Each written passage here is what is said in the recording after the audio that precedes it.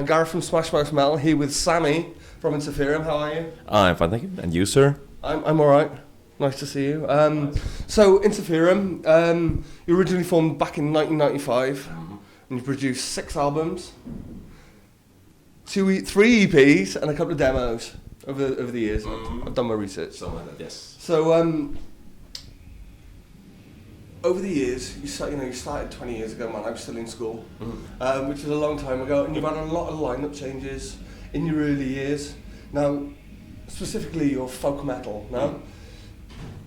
And then that's tinged with a bit of death metal, a bit of Viking metal. So throughout your early years and all those different lineup changes, people coming and going, do you think all these new members and people leaving had kind of an influence on your sound into what you are now? Of course. And although if you say folk metal, that kind of specifics our music very well. You just take the melodic folk music from Scandinavia and Ireland and whatever, and add it to metal, and that was pretty much what happened when Markus, the founder of the band, heard like old school melodic death metal from like Amorphis, Dark Tranquility, and he was also a lot of into folk music, and he just wanted to combine that stuff. And since then, he, of course, he had friends who played music, and suddenly he has his own band, and there comes a point, where you have to make a decision. Can you really give 110% for the band, and keep touring, be away from home for half of the year and stuff like that? So it's only natural that some members said, no, I can't do it, and I have other things in life. I want to have like normal, steady job and study, and it's totally okay. But the lineup we had now has been steady. Well, 10 years. I've been in the band over 10 years, and only one change after me was keyboard player, and that was also like 7 years ago. So we done most of the albums with this lineup, and I think it's really cool that we all come from different kind of backgrounds, and we add our own spices to the sound, and composing wise, this lineup is totally different than the original, because back in the days it was just Markus writing songs, and the old singer also did something, but they pretty much just brought the songs to rehearsal room and that was it. But now we sit down together as a band, arrange stuff, so it's more like a band. More of a band. Yes. Sorry, I didn't know if I answered your question. No, I just keep going on. You have to say stop, and then slap me in the face and so say stop. You talk about, pretty much all the albums that you've got now with the current lineup. Do you have a favourite? Is there any particular piece of work that you personally think, oh yeah, man, that's the best piece that I've done, and that is my my Everest?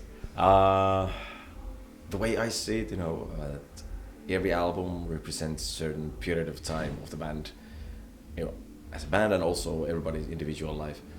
And I wouldn't change a thing. Of course, if we could record some stuff now, we would do it better, but there's no point to be sorry about that kind of stuff. Just that was done, and like the last album, One Man Army, I'm really proud of it, but I know we can do even better. And I really hope we can do better, and be creative and explore music a little bit more, push boundaries a little bit, because because Eastern European, it's the Nordic, the Vikings. I listened to a few of your tracks, and they're all kind of very battle orientated. Where do you find the inspiration? Do you delve into history and think, oh yeah, man, that was awesome, we're gonna write a song about that? And of course, history is. Well, I read a lot. I try to read on the tours also as much as possible. History is one source of inspiration. Also, our national epic Kalevala and the Viking sagas, of course. But I think most of the ideas, the raw idea for the song, for the lyrics, I write the lyrics for some weird reason, come from real life, and it's kind of fun and challenging thing to, write it so that it fits Ensiferum's this heroic, fantasy, medieval, Viking, whatever theme. Somebody said it really well that Ensiferum is heroic, ironic folk metal.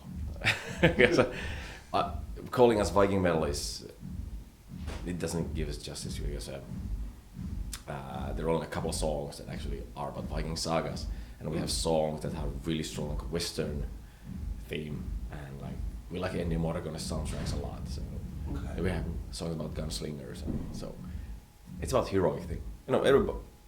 Every boy just loves to be a hero, and I've said that we're just a bunch of geeks who have seen Conan the Barbarian too many times. No man, that's good. It's good. So moving on, good another Fallen tour.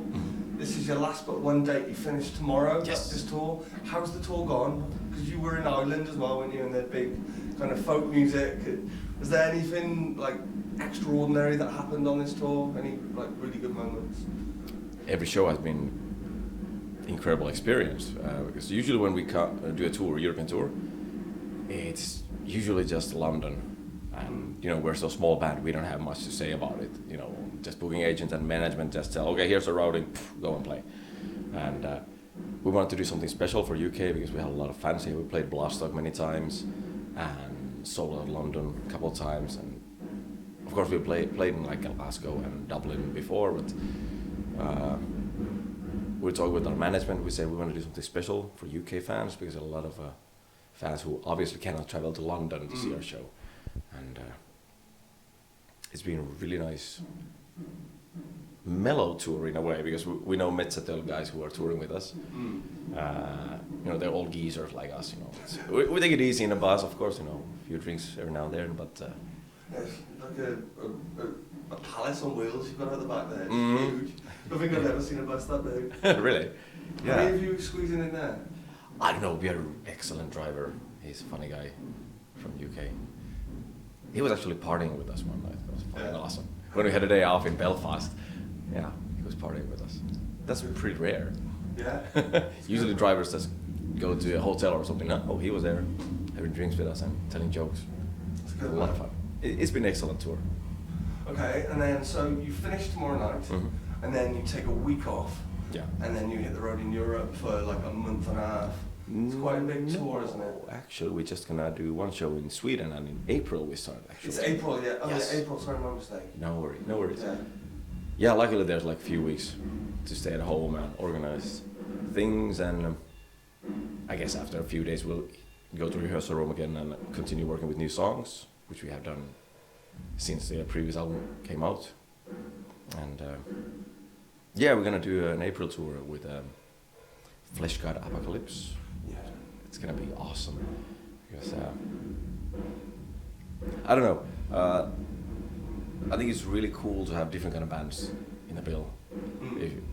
If you go see the headliner, but there are two other bands that you never even heard of, that's excellent chance to find new bands. But if you go to a show where you know all the bands already, if they're from the same genre, you probably know all the songs. Oh, don't get me wrong, those kind of evenings can be a lot of fun.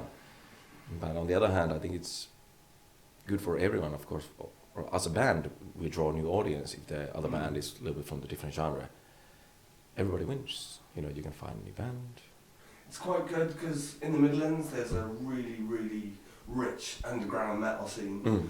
And you have bands like Soulfly come to play here, and then you have you have a couple of bands unsigned that people might not have heard of.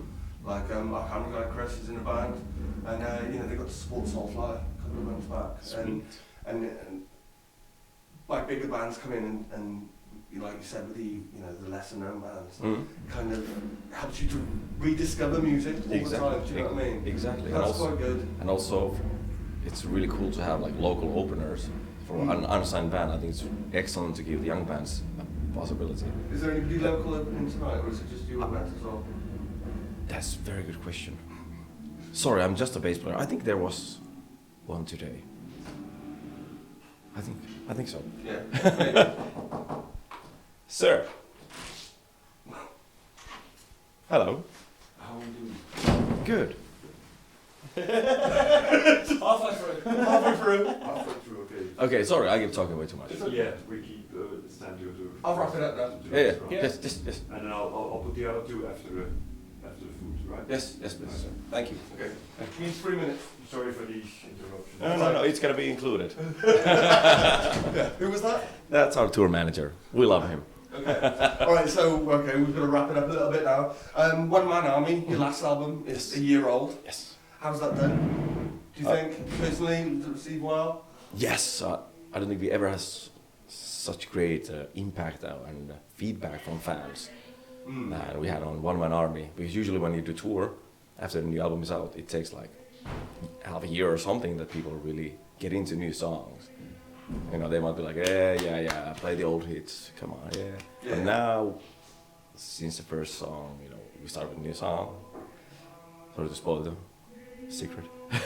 Anyway, you know, people were singing along. Like a year ago, when the album was just been out for 2 months, I was singing along, like massive crowd surfing and mosh pits, and it felt really good. Brilliant. And it also got pretty good reviews, so thank you. Okay. One last question. Yes. All right, it's a bit off key, but if you were attacked by waves of 6-year-olds, 10 at a time, how many waves do you think you'd survive before you were overwhelmed? Haha, I had to reveal a secret. Well, it's not a secret anymore. I'm actually a kindergarten teacher in my other profession, so I could definitely handle 6-year-old. The kindergarten. I mean, like preschool. So yeah. I just make them, you know, do some alphabet, you know, exercises or What something. if they started coming at you with like swords and Swords and stuff. And I say, behave. No, I wouldn't hit them. I just would give them a bad eye. Shame on you. I will tell your mom. That's amazing. Thank you very much for taking the time. Thank you, sir. And I look forward to the show. We'll see you later. A lot of fun. Thank you, sir. Bye-bye, man.